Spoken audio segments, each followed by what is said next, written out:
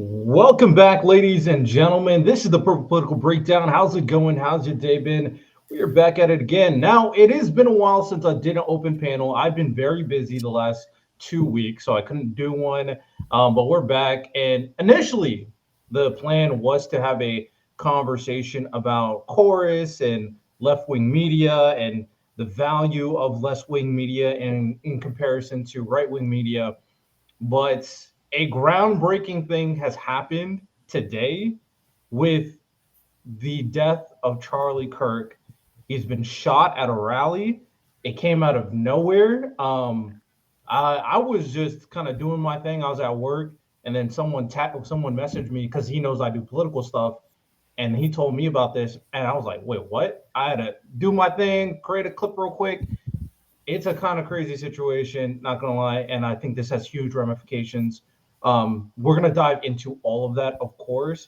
Before to do that, of course, I got some great conversationalists to discuss this with. Of course, you guys remember Danny. What's good, Danny? I'm good. How are you, Verdell? Doing good, doing good. A fan favorite, I'm sure. And then we have a new guy who's coming on here to have these conversations. And Drew, how's it going? Hey man, I'm doing well. Hope to have a good conversation here. All right, excellent. Yeah, I think this will be a good conversation as well. To kind of start it out, to kind of get everybody's bearings, like, what were you doing when the news broke? Like, what was going on with you? And So how'd you react to it too? That's another thing. yeah, so I just got out of classes. I'm at college, and I got out of my classes for the day, and I saw on X or Twitter, whatever you want to call it, that Charlie Kirk was shot at an event in Utah, and I was like, oh dang, is he okay? Like, what happened? And it was right around that time that news came out that he had died. And so I was like, wow, I just learned this information, and now there's an update immediately. Wikipedia changed is to was, and that's where I was. It was. It's kind of interesting to me because for me, in the progressive space of online politics, Charlie Kirk has always been like kind of a antagonistic figure for everyone that I engage with.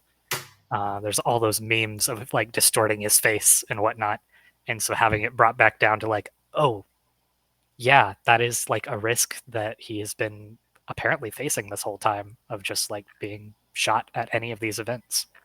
It's like, oh, All right, Danny, what were you doing? I live in Germany, so I was at a social gathering, getting to know some people, and ironically was talking to a German woman and a Russian immigrant about political violence in America. Um, and then I decided to walk home, from this gathering. I mean, it's relatively safe in Nuremberg. Um, and I pull out my phone and saw Charlie Kirk got shot. And I thought, like, oh, like, oh, okay, that's insane. Um, and then I checked to see if he, was still around. And they said, no, they said he's dead. And I checked the Discord and I saw the video of him getting shot and was like, okay, yeah, no, he definitely would die from that sort of a gunshot wound. Um, I mean, all I could really think, my emotions were very mixed about it. I would say, like it's on the one hand very scary, on the other hand, it's scary because it opens up more room to political violence and to what Trump might possibly do. But on the other hand, it's kind of like I'm not surprised that he got assassinated either. That's how I felt about it. Fair enough. So I told you guys where I was, and that is the big conversation in terms of like not being surprised and the current day and age we live right now. And I always say this, and I want to be very clear. I said this constantly. People have heard this on my channel, on my podcast. I hate Charlie Kirk. I don't like him at all. I have no love for him. I think he spreads bad messaging. But with that said, I've always denounced political violence because it's a bad precedent to set. And as we're going to see, as obviously a lot of people who are very used to being in this space and dealing with the MAGA base as right now, and dare I say, the far left base, people on MAGA is going to use some random people on TikTok, which they're doing right now, to proliferate a message that, oh yeah, it's the Democrats' fault. This is going to be the new campaign trail that they're going to use all the way up until the midterms. So this is not like we all understand the aspect of like a man losing his life. That's not good. Feeling bad for his kids, they're innocent in all this. Feeling bad for his wife. I don't know much about her, but losing a life is always tough. If we go beyond that, when it comes down to the kind of, dare I say, political warfare that is going on between Donald Trump and MAGA and the Democrats and the left, in no way can you look at this and say this is a good thing at all. Kyson, you said you wanted to say something? Can you hear me? Yeah, I get you. Hi. So, hello, everyone. My name is Kyson. I know Moose for a few years now. Um, I feel like so I've been on Twitter most of the time, as you know, just like scrolling, and throughout the day, right when like it happened, like there was a big explosion on my timeline of everyone like celebrating it and stuff like that, and I kind of I don't want to sound like I kind of could see why people would celebrate his stuff because he's not exactly a good person, right? Now, I'm not advocating for like people to get shot randomly and for like political violence because that's not really helpful at times, most of the time. But like, I can see why people are like are really happy because the guy had a lot of bad rhetoric that he spread that was just like it caused like a weird it caused like weird like conversations to happen that shouldn't really happen in my honest opinion. Like we have like famous clips of him saying like, oh, he would make his 10-year-old daughter like in like carry out like a rapist, like a rape baby, which is like crazy to say. And like the whole clip and the whole like the news not the news article or the clip of him saying like, oh, it's like he's fine with like people dying for the Second Amendment, like the unfortunate one. And I didn't like that rhetoric around him because of that. But I do think that like we shouldn't like as a country we shouldn't like go for like violence like this. But I do see why people might go for it and why people wouldn't care about his death, if that makes sense. Jordan, what do you got to say? I mean, I would say I agree with like everything he said there. He did nothing but spread very divisive rhetoric. He was a divisive character. Like that was his whole shtick, was making college kids mad, effectively, and attacking the Democrats. He even said that, for example, according to Rolling Stone, a patriot should bail out alleged Paul Pelosi attacker. And even though in the video he condemns it, he also thinks about it as if it's kind of funny. And yeah, I mean, it's the scary thing is, look, the reason I put it this way, I genuinely do not care that Charlie Kirk died. I don't think, again, he's a good person. As a Catholic, I'll just stop there. But overall, the scary thing is that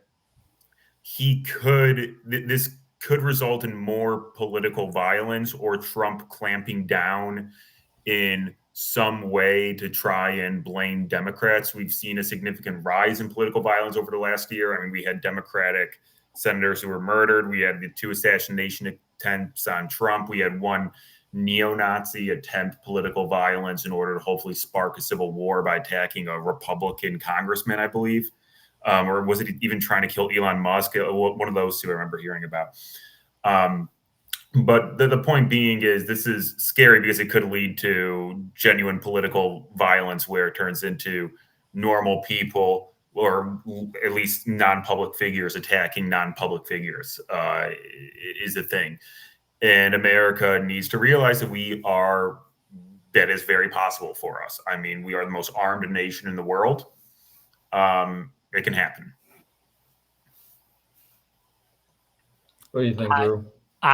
So I think it's important that we draw a distinction as a progressive. I think it's important we draw a distinction between saying it is sad that this young man, 31, he's older than me, but he's young to die, lost his life. His family is grieving. This is a tragedy. While at the same time saying he advocated for policy positions like opposing gun control that very well may have contributed to his death. So I think there's a political conversation that we can separate from also saying this is a tragedy that this has happened.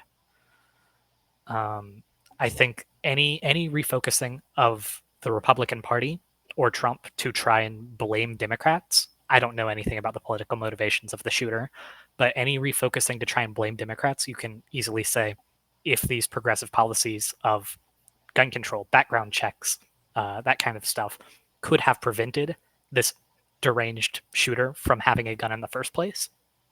I think that it goes both ways into the midterms. Both sides can play it however they want. I disagree with that. I don't think so. I don't think the Democrats have ever been winning the gun conversation. As unfortunate as it sounds, because I've discussed it. I have very nuanced debates about this.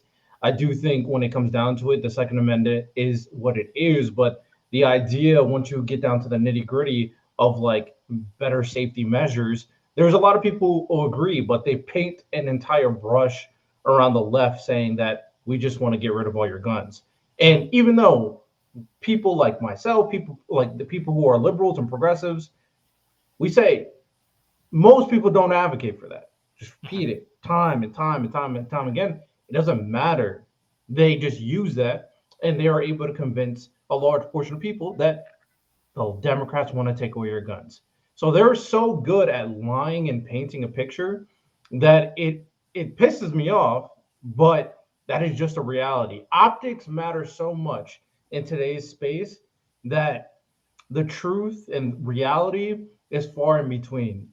When it comes to this situation, I agree that, like I said, I don't like Charlie Kirk. I don't care about Charlie Kirk. I honestly, I am not going to be one of those people to pretend to come on this platform and go like feel bad for him or anything like that. That's just not me, because he wouldn't care if I bit the dust. I don't care that he bit the dust. But ultimately, I care about political violence being used in this situation. Like, if he got like, I'm just going to leave it there. So when it comes down to it, I don't think there is any justification for taking someone's life for a political agenda. None. And when it comes down to this situation, Danny, you said it a little bit.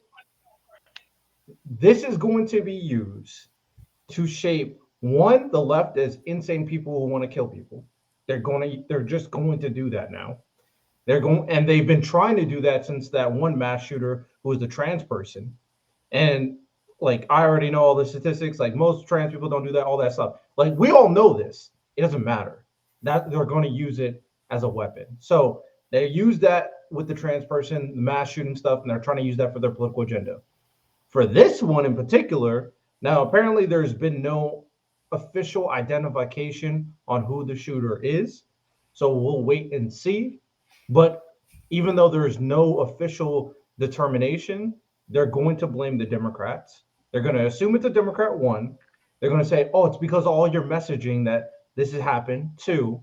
And then three, they're going to use all the people online who are cheering for it. It's like, oh, yes, I'm so glad. Hooray, hip, hip, hooray. This is good. He deserved it.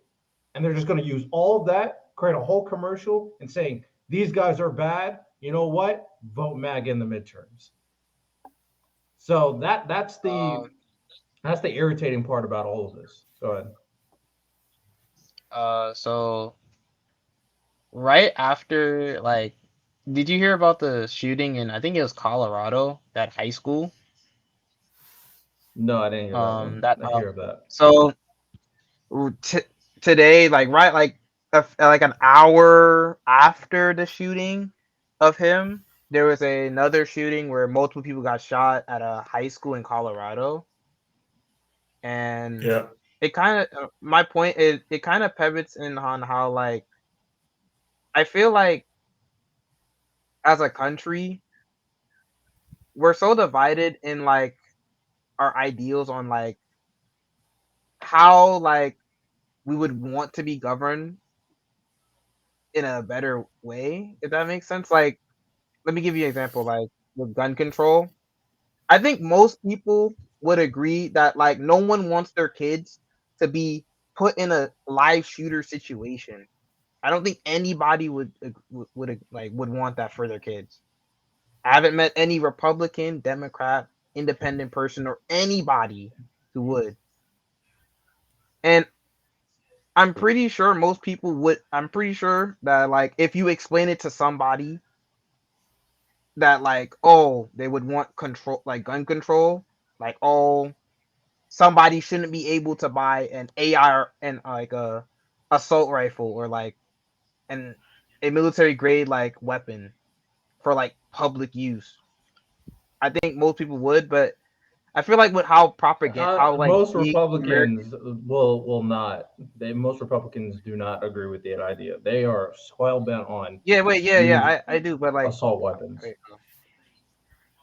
yeah, but I feel like most people in America are kind of like very very like susceptible to propaganda, and with how and with how like the propaganda is spread with like how social media is more prominent now, it's a lot easier for like things like this to happen. And like we would have like you know how we all have the cycle of there's a mass shooting, thoughts and prayers, we somewhat have a conversation about um oh, let's have better gun control, yada yada yada. Then like we have arguments, oh, you want to take away our guns, etc. etc. And then we all forget about it. Then the next school shooting happens. Then we repeat the process over and over and over and over and over. And I feel like I feel like there's actually like wait, hold on. There was there was like a gun ban in like that Clinton passed, right? Like when AR rifles were like you couldn't like buy them in like 19 something, like 1960 something, or no, not like 1990 something like that. And then like the amount of like school shootings went down, but then like after the bill got like I think after the bill got like ran out, it it like it increased like a lot. So I think there's proof that with better gun control, a lot of like school shootings mass shootings are decreased. And we can also look at like how like across the world, like with how like gun control is looked as, like let's say like Japan for a good example, right? I mean, They okay, my thing is because like you're saying a lot of things that are common sense, that's fine, but and when it comes down to the gun regulation and whether or not it works, There's a lot of evidence to prove that it does work. I agree to that. Republicans know this. They don't care. The Second Amendment is what they care about, and they just don't want their guns to be taken away. So this type of reasoning won't crack into their skulls. Then there's really no point to kind of keep on rehashing it at this point. Which I'm there. That's why you would have to just let your individual states determine your own gun regulation, which is why certain states do have better gun regulation and they have less gun violence in those states, even though Republicans try to paint a propaganda about violence in Democrat states versus Republican states. Republican states are far worse than Democrat states, and that's not even a conversation. The big thing here is, I guess my question to y'all is, we know that this is going to be paint in a brush. It's going to be used as a tool to attack, I think, most reasonable left-wing political figures, political content creators, and political politicians that are Democrat. All have denounced it. All have said this is not okay. All have said the prayers for Charlie Kirk.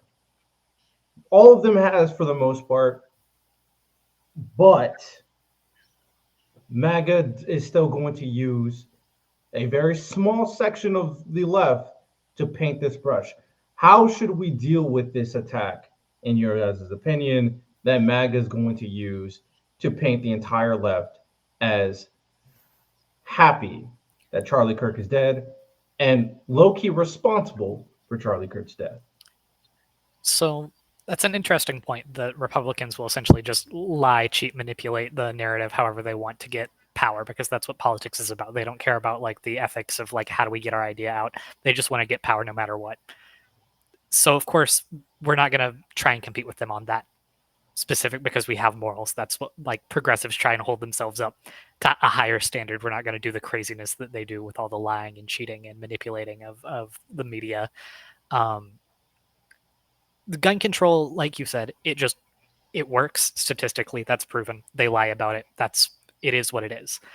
What voters seem to care about from the 2024 polling after the 2024 election, there was equal confidence in both Donald Trump and Kamala Harris's ability to contend on the issue of gun reform. There was literally like 49% to 49% confidence in both of them across the board.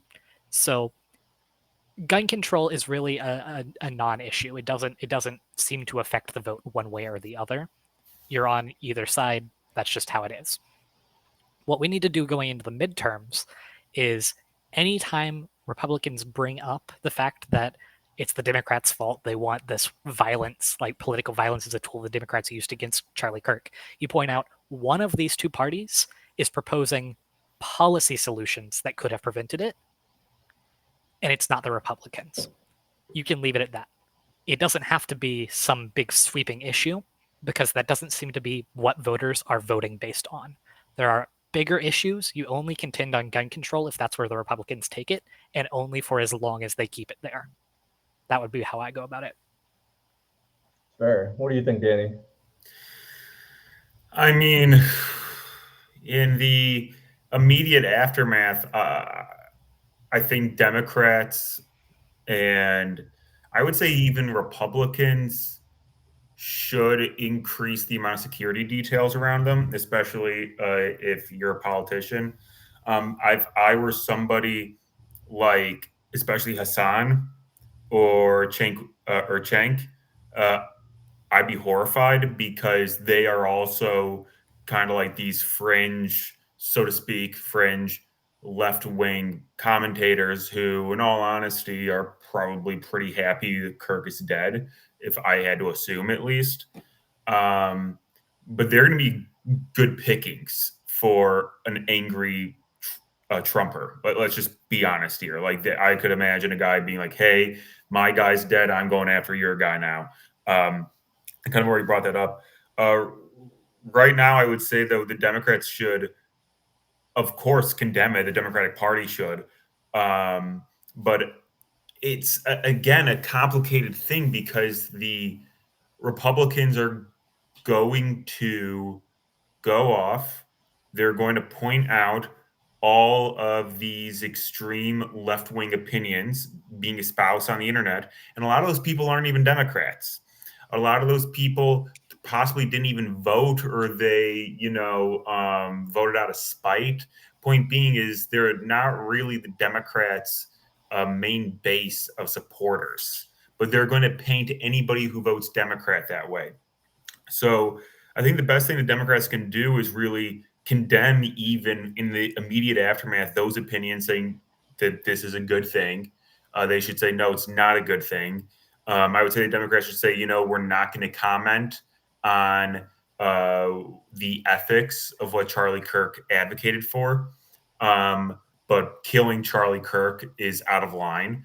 And when it comes to then going into the midterms, the Democrats should focus on other issues, primarily the economy, and not, if they bring up the issue of guns, don't bring up the Charlie Kirk issue specifically. And in fact, just let the Republicans bring it up and then talk about different things that haven't worked out, as Drew was saying. Because if they do bring it up, then the Republicans are going to probably try and pin more hate on the Democrats effectively. Ultimately, though, be careful. Don't, keep your security detail with you. And keep in mind also, this could have been done by a left-wing nut or a right-wing nut. Or even it could have even been done by a sociopath who just wanted fame, Right. Like, Yeah. it may not have been political at all. I mean, Charlie Kirk, yeah, he had enemies on the far right as well, like the Groypers, right, is a whole faction of the online right that hate Charlie Kirk because they think that he's pulling people away from the extremism that they want. They think they're pulling him back towards the center from the right. Oh, okay. I didn't know about that. Yeah. So like the Groypers are like online neo-Nazis that hate Charlie Kirk because they think that he's keeping people in the center. So like people on the left are like, Charlie Kirk is this, like, obviously he's a right-wing extremist, right? But there are people even further to the extreme than him who also hate him. So we have no idea who's responsible until more details come out. Yeah. Those more details are going to be extremely valuable. And I agree with everything you guys are saying, because not allowing this to be in the forefront of your platform is going to be very important for the Democrats, as well as detaching yourself from the extreme rhetoric that is like seeming unhinged that the MAGA wants to use as the picture of what Democrats represent. And there's a lot of examples that you guys have talked about, and that a lot of us know, that you can look at right wingers that are done extreme things, that have done mass shootings, and it's going like, if we don't want to play that game, but it's not just a left wing thing. The right wing thing is also existing, and the big nail in the coffin at the end of the day is January 6th still happened. So political violence is something that is happening on both sides, so to speak, if you really had to separate it. But everybody on the Democrats that are like part of the base all have denounced it. Every single one of them. Maybe you might find one or two content creators that refuse. The only content creator that I see is like not imploring it, but is not willing to hype in this like sympathy train, is like someone like Destiny. And he has a very interesting way to go about it. He does denounce it, but he goes out, I am not going to feel sympathetic to them because the right would never do the same for the left. How do we feel about that point? We can continue. I think that that's pretty short-sighted. I think that what separates us from them is that we hold ourselves to a higher standard. We can point out their hypocrisy and saying, well, our guy died and that's a tragedy, but when your Paul Pelosi gets hit in the head with a hammer, that's something for us to make fun of, right? We can point to that hypocrisy while not stooping to their level and saying basically the exact opposite, that what happened to Paul Pelosi is a tragedy. What happened to your guy is actually something we're going to make fun of. We can say, no, you're a hypocrite. Both of these things are awful.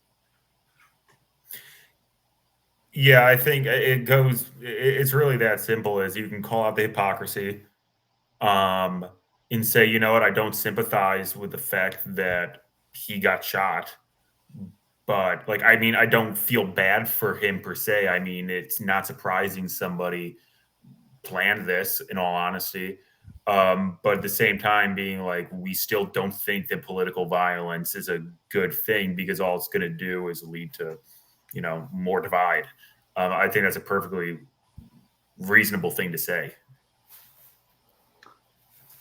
It's go ahead, Carson. Like, you can continue. So I pretty much agree. I think it's very easy to really look at it saying we shouldn't do that. I'm also think that it's very important for Dems to be authentic, and that authenticity means that I don't like the guy. This shouldn't have happened. Simple as that. Don't pretend. Oh, he's not. What I don't want to see is people on the left going like making Charlie Kirk seem like some type of good guy. Like I don't want to see that. But we don't. What we definitely can't do is make him a martyr too. Make him this villain where the right's going to put him on a pedestal. They're already starting to do that. Like Donald Trump saying, "Oh yeah, everything half mass, everybody's in prayers, all that stuff," because he was the social media icon of MAGA and convincing the youth. So we'll see what they're going to do in replacement of that. But you name something, Danny, in terms of like their immediate responses, more security. If you're a social media content creator, I'll be very hesitant in terms of going out without proper security. People, the Unfuck America tour, I'm very curious to see what they do now after all of this has happened as well. I would not want to be in public right now because there could be ridiculous backlash in some of the most weird ways. So, more security, probably want to stay out of the public eye. All these things make sense for political figures and political content creators. Now, my concern is that man, Donald Trump, is going to use this to increase his authoritarian power. He's going to use this because he's already did it with DC. He's saying that he was going to do it with Chicago, and he's going to use this to say, you know what? We need more protection in these areas, and he's going to try to put the National Guard in these locations. This happened in Utah, and I can 100% see Donald Trump saying, we need the National Guard in Utah. I can 100% see him saying that at some point. So that is now the new concern because Donald Trump doesn't care about facts. He doesn't care about the rate of violence. He doesn't care about any of that. What it looks like to MAGA is that political figures are dying. So that's all he needs. That is really all he needs. So what do we think about Donald Trump's potentially going to use this to increase his authoritarian power with using the military in more states? I'm just going to chime in. The first thing I saw that popped into my head and I read this was, oh, this is like the Reichstag fire in Germany, where it then resulted in the Reichstag fire, by the way, was the Reichstag caught on fire in Berlin. And then the Nazis used this to pass the Ermäßigungsgesetze, or the empowerment acts, or empowerment laws, which enabled them, or the enabling acts, which enabled them literally to, become more authoritarian and be able to crack down on like a bunch of different aspects of society. It also very much so reminded me of, in a way, the rise of the far right in Europe during that period of time, which then allowed Stalin to crack down against his political opponents. I've talked about that before on the Ukraine podcast a bit. And I also then immediately thought of the Chechen War in Russia, where an attack on a St. Petersburg apartment complex he provided Putin with a lot more power effectively, and really kind of solidified where he is now. And then also enabled him to start the Second Chechen War and bomb the hell out of Grozny, the capital of Chechnya. The immediate thing I thought is he's going to use this to try and grab more power. It's going to happen. That's what we're going to see. Trump acts authoritarian. I know a lot of Americans like to deny it. I know a lot of Americans like to think this isn't happening, but I firmly believe, yes, we are watching it happen right now. And you have to keep in mind, America is not special. We're not. We're still humans. We've been lucky with our history, where for the last 250 years it has mostly gone up, but we are ultimately part of the circle of history, so to speak, where it's all just going to come back around eventually, and we're going to have to go through the shit times. So that's genuinely what is going through my head right now. Yeah, I completely agree with your prediction. Donald Trump is already an authoritarian on so many other issues. He's literally like using ICE to imprison and deport people without a trial. Like, he's already an authoritarian in so many different ways. This is just one more excuse he has to just tick up his power just a little bit more in wherever he wants. He just gets to say basically martial law, in any city he travels to, because we can't trust that the Democrats don't have a crazed shooter on the loose that's going to assassinate people for political reasons. No, exactly. Yeah. I feel like, I feel like this could have a negative of maybe a negative effect or a positive effect on the U.S. going down the line, in which I'll like it might spark people to start doing more stuff like organizing and stuff like that, and that might be good. But I do see Donald Trump doing. I do see Donald Trump going for more power, of course, because why not? He's already done it with ICE, as Drew said. So, but I feel like as like it keeps tipping towards him gaining more power, I feel like there's gonna be a turning point that might cause like a big like shift in like Americans' minds, because like it happened a lot around the world with like, let's say, I'll just say the French Revolution. As things got increasingly shittier and shittier, people started to see what was happening, and then a big revolution happened. And I like Lewis, remember when we talked about like I think we were talking about Marxists, right? And like I talked about like that revolution that he said that like the workers' revolution that could happen. I think that it's a possibility that it might happen. Now, this is just like me being like completely optimistic, or like I don't know, like idealistic, that oh, as things get shittier, everyone wakes up, organize, and then change happens. But that completely could not happen also. And Yeah. I also have like a question, like as like as like these things keep happening, and like let's say like hypothetically, right? Because we don't really know if he'll go for it. It's more likely he would, but let's say he does do it, and then people start, let's say, rioting or like protesting, and then violence start happening.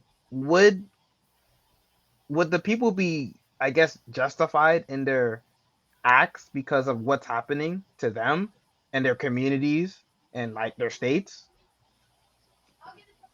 If that makes sense, of course. It really depends on like the backlash. Like I think a perfectly reasonable and very, very good reaction to when Donald Trump sent his National Guard to California was the No Kings protest. That was very good. It was very organized. A lot of people were locked in for that. They also did it for Donald Trump's authoritarian birthday parade. I don't care what he wants to shape it as. That 100% was a authoritarian birthday parade. Barely anybody went. Everybody was protesting.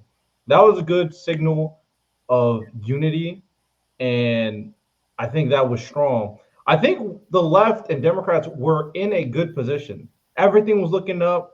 They kept on using a very, very simple messaging in terms of like, oh, they want to do this stupid gerrymandering.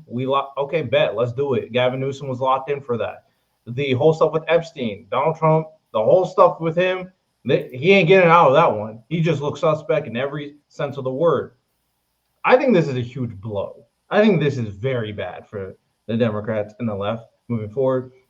And it's because of what Danny said. Like, this will give Donald Trump and his people enough leeway to do more bullshit.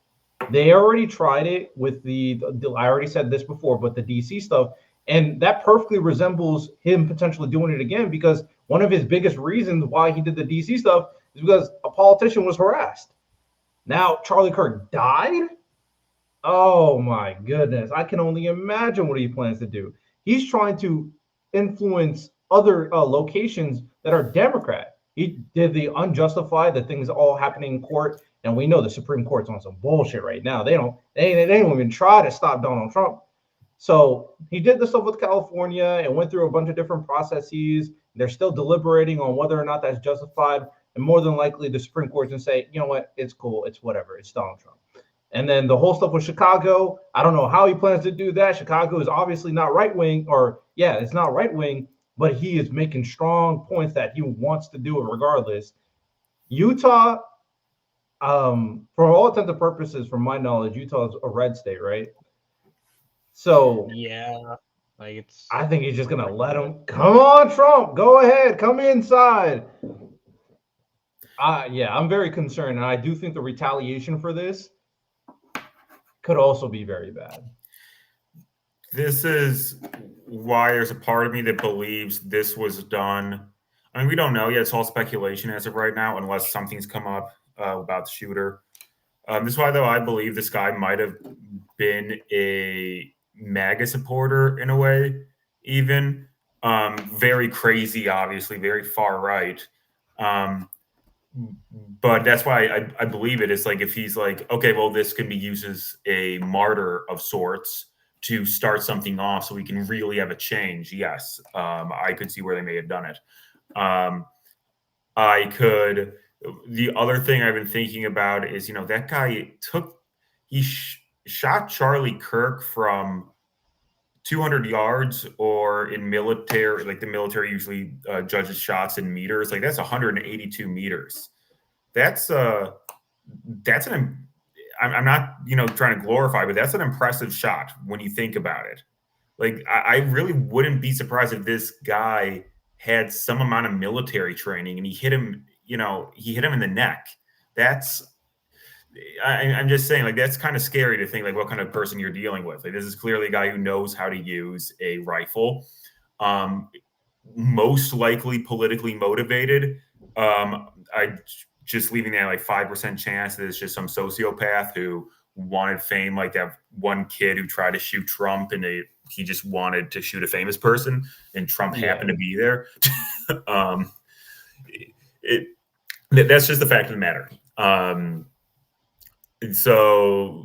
I completely agree, Riddell. And I think we're bouncing off each other now. But yeah, this is going to be used in some way, shape, or in probably the next coming days to do something, like send troops into Chicago or whatever. So I guess this is my question then. What, in y'all's opinion, and you can start off with Drew, how should the Democrats handle this? We know that more than likely Donald Trump is going to try to do this. What in your opinion is the best way to deal with this situation? So immediately, of course, anytime a Republican brings it up, you have to say it's a tragedy. You have to start with that so everybody knows you're not a crazy person. We're all on the same page. This is a awful thing that happened. From there, you have a few different options. You can go to the policy direction, try and bring up gun control and how that could have saved his life. Or you can say, essentially, stay on the same track as, like, political violence is something that happens on both sides, and it's a problem that needs to be addressed, even if that's something we have to meet in the middle on. This is a bipartisan thing. No one wants to see their political leaders, their free speech, free speech is a principle that people on both sides, the left and the right, both support. Nobody wants to be afraid to speak their political mind on either end of the aisle for fear that someone might kill them for it. You can go down either route. I think because it doesn't seem like gun control is an issue that seems to sway most voters, pay it a little bit of lip service to get the people who vote based on that on your side. But for the most part, I think stick with political violence is a problem. Look at all of these politically violent things that the MAGA base has done, right? January 6th is a big one. The weaponization of ICE, the militarization of DC, sending the National Guard out to California, like you said, all of these things are politically violent actions that the President of the United States has taken. You know, I'm thinking about that, especially the politically violent actions. Part of me wants to say I think that's a bad idea for the Democrats to talk about that because it might inflame the rhetoric of there being more divide in America. But also, part of me also sees it as no, I think the Democrats should point it out that the way you guys talk about politics, the way you guys talk about Democrats and Republicans like Mitt Romney or John McCain, who's now dead, who don't support you though, does lead to violence. The way you talk about, when you have a guy, again, going back to Charlie Kirk, when you have a guy who goes around saying that people dying is just a result of us being allowed to have the right to own guns, I don't care about it, and him going off and praising that or sympathizing with the guy who attacked Paul Pelosi, in saying he should be released from jail, like that sort of stuff causes political violence. You have people like Alex Jones, who we could say is in this, group, who for a long time has been saying that the United States government is run by bloodthirsty pedophiles and they're demons and they hate you, they hate God, they hate your country, so on and so forth. Like, as ridiculous as it sounds, people actually believe that. People believe that. So you can't say that these right-wing people aren't advocating for political violence when they talk like that. It's an insane way to think. And I do believe that Democrats should point it out and say, look, your guys' rhetoric is causing this. Quit it. Like, the people who vote for you are doing this. I don't know. It's tricky, but I think it needs to be brought up, and I think Americans need to contend with it. Right. On the note of that rhetoric, right, there are Republicans that at the same time, they argue that all transgender people are pedophiles. They're groomers. They're predators of children. And we should be allowed to murder pedophiles. Like, say what you will about the death penalty, but when you start conflating people who aren't attracted to children, for the most part, right? Obviously, there are trans pedophiles as well. But, like, these are not the same groups of people, right? And you say it's okay to kill them all. It's like, well, now you're the one advocating for political violence against an entire cast of people, right? Yeah. And the Republicans are making both arguments at the same time. Yeah. And then the crazy thing about it, the whole situation, when it comes down to the Second Amendment, their biggest argument every time is that, oh yeah, I need to have my gun so I can fight against the state if it ever becomes tyrannical. But then they're the same people who's going to be advocating for Donald Trump to use the military to occupy a state. Like, right. Isn't this an example of the state doing exactly what it should?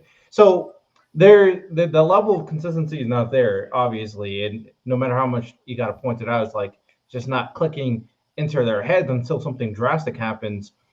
It is tricky, Danny, Andrew. I do think this is very tricky because at the same time, I denounce political violence, but I am not shy saying that Donald Trump's the worst president I've ever seen in my goddamn life.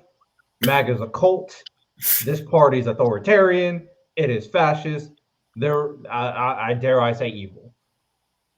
So when we got a situation like this, and you gotta really kind of explain that, and how I always try to explain it to people is that one of the reasons why we don't want to go down this route is, one, it sets a bad precedent. Someone does it on the left, the people on the right said, all right, I'm going to do it too. We don't want that. That's civil war right there. That's just not okay. That's just tearing down the institutions that we have in place. And the other aspect about it is that when it comes down to the situation, and I am really trying to figure out a way to kind of reach out to people, I just don't know how. I'm concerned about no matter what you say to people, if you're also think this guy's evil, they don't the precedent part, the whole part about like this is gonna ruin the country, the whole part's gonna ruin the institutions. I've had this conversation with people in my comment section when I make content and I tell these people this, and they say stuff like, America's bad anyway. Maybe we do need a revolution. So there is a section of people that exists right now that are kind of giddy, that are kind of like, I kind of want this civil war. I kind of want this revolution. I kind of want this chaos happening right now. And these individuals are very problematic in the current political landscape. Like, how would you guys figure, or what would you guys think about dealing with these section of people that just think the entire country sucks? This revolution was bound to happen. We just need a revolution. We know who those people are, Hassan. So we have those people, and then we got to also appeal to like the moderates, because those are the voters that's going to win us elections. Like the people in the middle who just want a good country. So, in my it's like a two-sided battle. It's very difficult. Go yeah. ahead. So I would say to the people who want a civil war or a revolution or something, I would say let's grant for a second that America is so bad that a revolution might be justified, right? Let's grant that for a second. I'm not entirely convinced at the moment, but sure, let's say it is. Who do we think is really going to win this civil war between a group of people who are all about gun rights and everyone owns so many guns that it's like there are more guns in America than people, right? Versus the group of people who oppose gun ownership, right? Who's going to win this civil war, do we think, right? Because if we start this fight and we lose, things are about to get so much worse for so many people. Is that a risk that these revolutionaries really think we should take? They always assume that they would win the Civil War. They never consider the ramifications if they don't. I think that like there's like I feel like there's always like a cause and effect for people to like think certain ways in how like people say that America sucks, and like I guess I could say I'm one of those people because I think this country's kind of ass, like, but that like because of my personal experience as like a black guy who lives in like Brooklyn, New York, with like who's like in like I guess a project building, right? Like I've seen things, right? Like I've seen people die. I've seen someone get shot actually. So it's not like I haven't seen things that have made me see this country in a horrible light. But I do agree with Drew that's like I feel like people who like say that like they want a civil war. It's like if it did happen,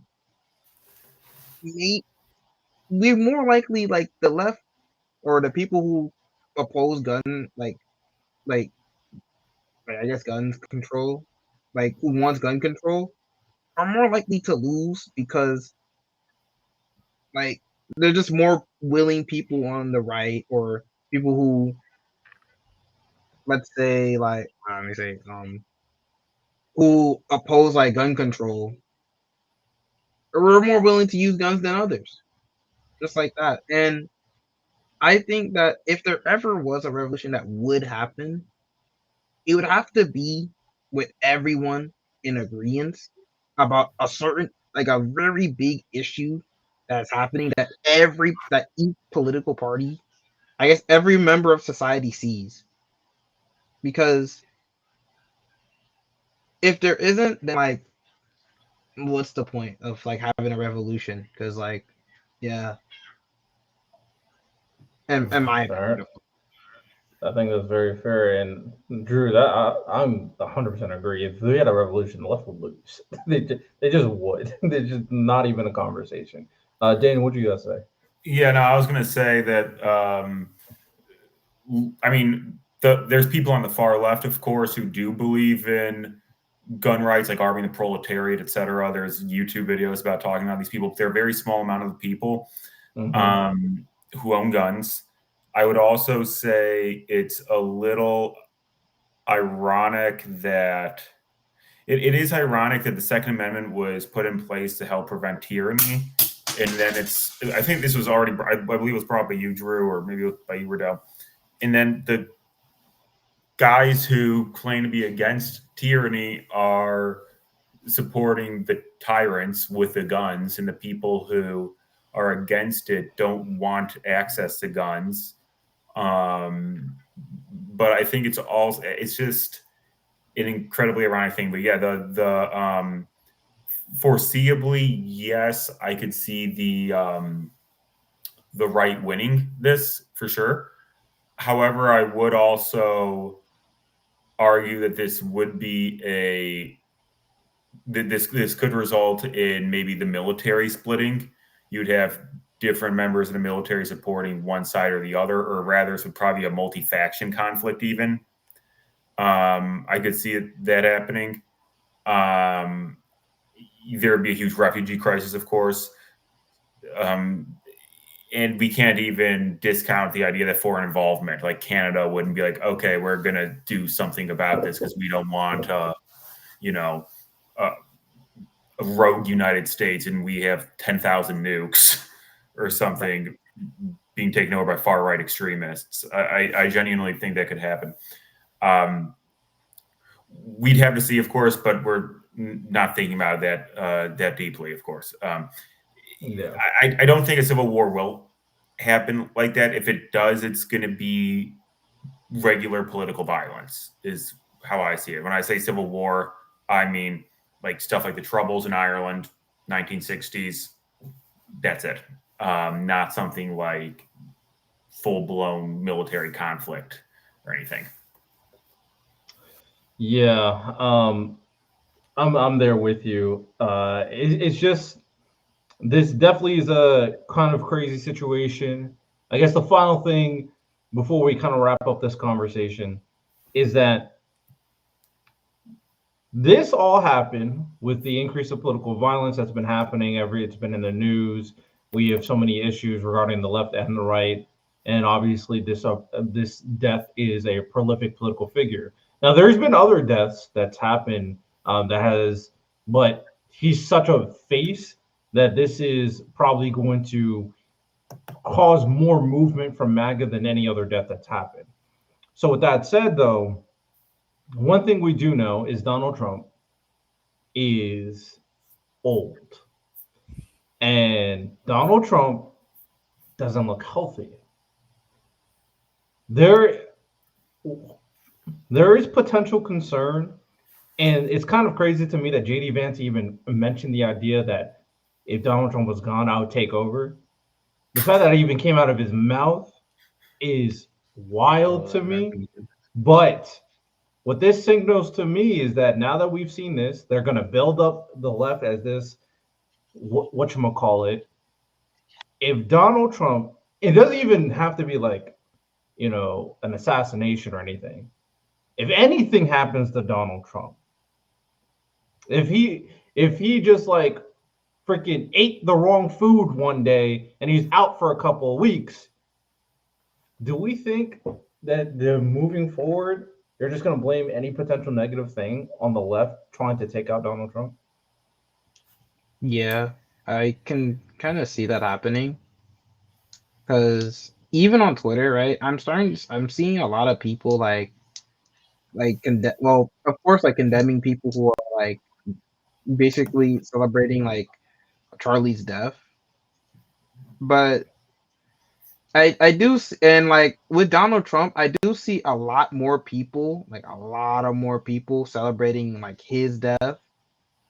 And I can definitely see in the coming days / months or maybe next year that the rhetoric around like how Democrats are like they're violent towards like the Republicans could happen. But the easiest way for Democrats to maybe just like pivot away from that is like Drew said, like just bring up how like they done the same with how January 6th, the whole ICE situation and all the other stuff that's happened around the country. So it's a concern, definitely, but if it ever really did happen, I feel like it kind of would get neutralized pretty fast with maybe a Democrat just bringing that up more likely. Drew, Danny, what do you think? I mean, I don't. Wait. Sorry. Can you repeat the question again? Real quick? So in this situation, when it comes to Donald Trump, we all recognize Oh yeah. doesn't look healthy, doesn't look good. There's the whole. I don't know if you guys saw on social media. There was a whole rumor about him being dead. Right. Like He people think was he had out a of public stroke. eye for like 3 days, and people were like, "Oh, he's definitely in like the ICU or something." Like, Exactly. So Yeah. now that we've had this situation, anything that happens to Donald Trump, I can see them using it as a weapon. So what do you think?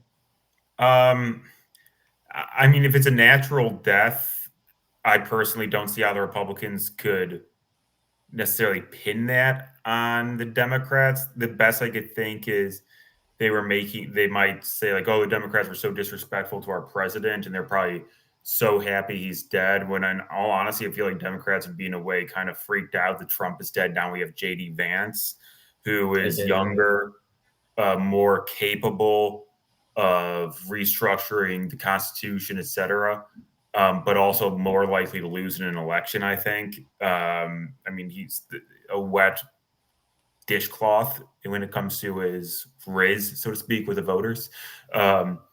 Yeah. There is a legitimate conversation. JD Vance will be way worse than Donald Trump. Yeah. I mean, the guy is, he sucks to listen to. It's like, just shut the fuck up, man. I don't even, a lot of MAGA doesn't even like him. But ultimately, I really don't see how the Republicans can, if Trump dies a natural death or Trump gets diagnosed with cancer, I don't see how they can really blame the Democrats for it. I don't think that could even appeal to most moderates who might even lean towards MAGA. It'd be like, well, the guy's an overweight 79-year-old man with the most stressful job in the world, and he eats Big Macs all day. Like, Drinks no diet, and he wonder. doesn't live a good lifestyle. Yeah, it's like I Like expect this. we looked at Biden, right? Like Biden at the end of his tenure looked like a guy with like who's going insane, and then like when he was running for president, he sounded like an insane person. Like Biden the wasn't whole cats and dogs. unhealthy. He just like had mental decline because he was so old. And you Donald even Trump is Yeah, but yeah, mental decline plus he's unhealthy. Like it's a combination of both. He just it's really obvious. like, yeah. So like, I don't really expect anyone to blame Democrats because, as much as I like to say it, the guy is almost 80 years old. He basically lived past the normal expectancy of most Americans. He's He did. basically on the out. He's in the out basically right now. So You I know, don't think I wish that I could believe that, but these people are lying about his signature. Like right. they don't care about anything. Go Right. ahead. I was gonna actually take that point. I was gonna disagree with the other panelists here. I was going to say that we've already established that the Republican Party is willing to lie about basically anything as long as it pushes their propaganda. So it doesn't matter that there's no real reasonable position they could take where it's the Democrats' fault if something happens to Trump. If he dies of natural causes, they'll be like, well, it was the Democrats' COVID vaccine that was actually Oh my developed under Donald Trump that caused him to die. And it was like, they're not even talking about a real thing that happened. It's like, because the COVID vaccine was developed under Trump, he's president now. If it was a booster shot or whatever that he took, like, there is no Democrat COVID vaccine, but they're going to blame it on that, even though that's not a real thing. Like, they would make something up, invent some boogeyman to attack, because that's just how their propaganda machine works. And here's the worst part. the MAGA base, they eat that stuff up all the time. And anything that they don't eat up, they're like, okay, well, this is obviously ridiculous, but no one is supposed to take that seriously. And they just dismiss it. It's not even a problem for them because no one's supposed to believe that stuff. So it's He's like, just joking. He's just joking. right. Like, Hyperbole. all of these like Republican like talking heads are going to go out and say like it's all the Democrats, it's all the Democrats. I don't care how we have to justify it. It's always the Democrats. And their base is an even split, sometimes even the same person from day to day. They're like it's the Democrats, but also if it's not the Democrats, we don't care. Like there's nothing we can do against this propaganda other than we point it out when it comes up and we hope that the average voter understands how awful it is. I mean, we see Yeah, RFK I have Jr. like lying crazy right now to the point where he's like, "I'm just gonna make stuff up and then take your vaccines away." I'm just like, Right. all right, bro. The head of the CDC with the brain worms is going to say, actually, these vaccines need you to have like some compounding risk factor because I don't know that it's safe or whatever, even though all of the science says it is. Like it's we live in a dystopia and we just don't know it yet. Is basically where we're at. It's so bad. You know, I said this to some people in Germany that the disappointing thing with is more of a joke, but with Trump is we elected the most stereotypical American or just negative stereotype administration in general. You have Trump, who represents the stereotypical American. He's a fat racist who doesn't know what he's talking about. You have Doge being run by Elon Musk, who is a racist South African Boer. And then for the small period of time where Vivek Ramaswamy seemed like he was going to come in, you have a guy who made millions in selling insurance scams who happens to be Indian American. Like, I'm sorry, just think about this.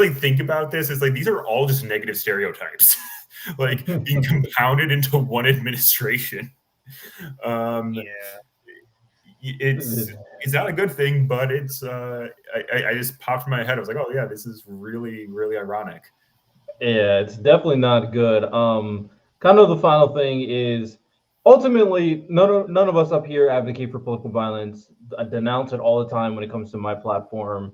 It's not good. It sets a bad precedent. It opens up the floodgates of potential deterioration of the institutions and potential backlash in terms of the other side becoming politically violent as well. And that domino effect can just lead to a very deadly and bloody conflict, as we've seen with something as like crazy as like January 6th. And the fact that people still don't realize how bad that is also crazy. But the point is, political violence is not the answer unless you want to destroy America. And I'm sure most people don't want to destroy America.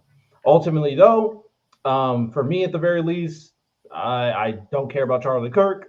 Never will. I do think it sucks for his kids because his kids are innocent in all of this for sure. And then anybody that is just like thought of him as a normal person, not in the political game, I feel it's bad for those people too. But Charlie Kirk is a bad person. There's nothing good I can say about Charlie Kirk. I think he's bad. I think his messaging was bad. I think what he did for the political landscape is terrible. So you can recognize this guy's a bad person without advocating and cheering for his death, because that just makes you look unhinged. And now it's time phase 2 for Democrats and the left. Now it's time to battle the MAGA machine, the MAGA lying machine, and prepare for Donald Trump to use this as a means to utilize more authoritarian power. That is now the new concern that will happen moving forward, as we've seen him time and time again. Any final words? I know, Kaiser, you're about to say something. Danny Drew, you can obviously say something as well to wrap things up. But any final words? I hope that I hate to say this, but I hope that that his death causes a conversation about how this country, like how like people are easily fall into propaganda from each side, and how dangerous rhetoric is used, because throughout history we've seen how rhetoric has caused mass murders, genocides of people. No question about that. And to see it happen basically again and again in this country, it could cause a really bad precedent and cause really bad events that can harm a lot of innocent people. And I just hope that if this conversation ever happens, it gets it somewhat could get like maybe the MAGA like voting base, or or like the Republicans voting base to, I guess, wake up from the propaganda that they've been basically digesting for like years now. That I hope that might happen, but we'll see. I just hope that even that his death causes a positive conversation that makes us look at how our institutions may have failed us, how our political parties are using propaganda against us in very harmful ways that will come back to harm us and them in very negative fashions. That's basically it.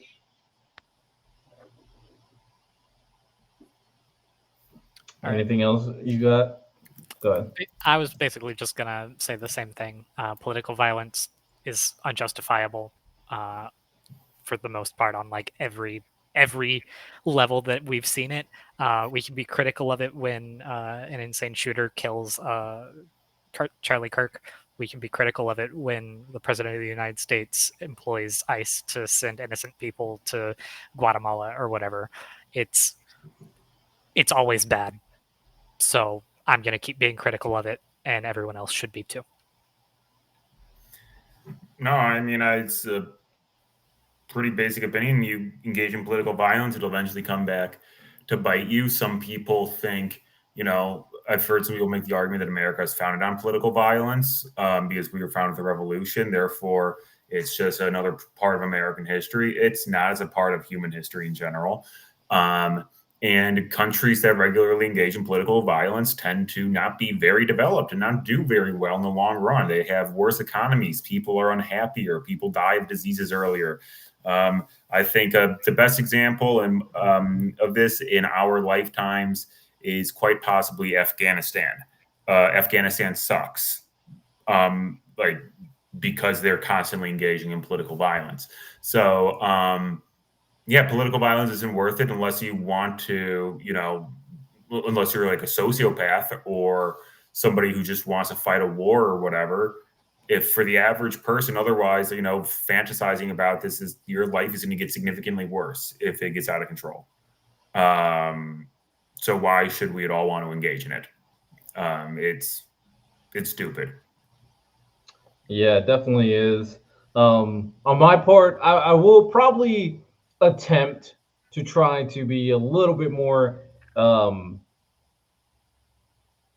empathetic to certain people on the right and the far left. Like, there's people I hate on the far left. There's a lot of people I hate on the right. And I'm trying to turn the temperature down. I've seen my boy Wick say this. Turn the temperature down a little bit, but I am not going to change my opinion about that orange man in office. So we'll see how everything plays out, but I do think it is important that if we want change, it requires conversation, it requires advocacy. That's how we get political change in the United States of America. With that said, I hope everybody enjoyed this podcast episode. If you did enjoy, rate the podcast 5 stars. Make sure you guys tune in to the podcast when it drops every Tuesday, Thursday, and Sunday. Tune in next week. You have a good one. Take care and peace.